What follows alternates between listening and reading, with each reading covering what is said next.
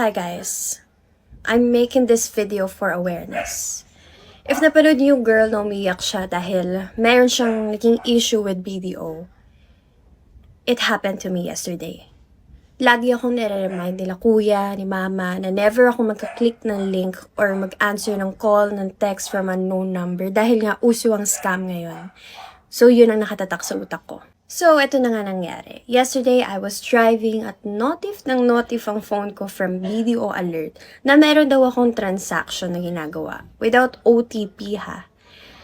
So, dinedma ko lang yung text na yun kasi alam ko naman sa sarili ko at kampante ako na wala naman akong ginagawang transaction.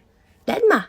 Pero nung umabot na sa point na sunod-sunod na yung text, na-bother na ako. Pumunta ako sa online app ng BDO at chinek ko. Doon ko na-confirm na meron ngang bumabawas sa account ko.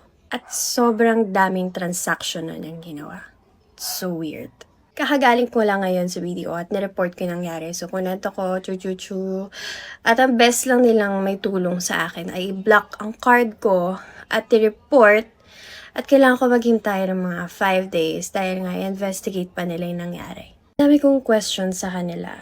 Like, madami na bang nag-report na ganito din situation? May babalik ba yung perang nawala sa akin? Ang sagot nila, yes, madami na nag-report sa kanila na ganito rin ang situation. And about sa pera na nawala, hindi sila makapagbigay ng assurance if may babalik ba yun. Dahil kailangan ko nga antayin yung pag-investigate nila at dun ko palang malalaman if mababalik ba talaga sa akin yung nawalang pera.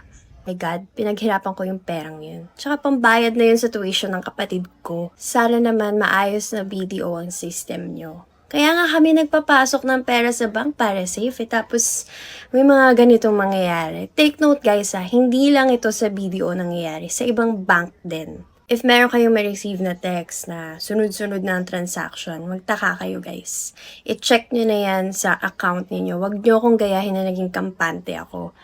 I-lock nyo na ang card nyo, tumawag kayo sa hotline, i-report nyo yung nangyari. Alam nyo, yung mga tao kasi ngayon, gusto nila easy money na lang. Ayaw nila yung paghirapan nila, yung trabaho nila at tumaban ng patas. At alam nyo guys, yung style pa nila, yung text sa akin, unti-unti nilang binabawasan yung account ko. Talagang sobrang daming text sa akin. Ganto kadaming text. Magtaka na kayo.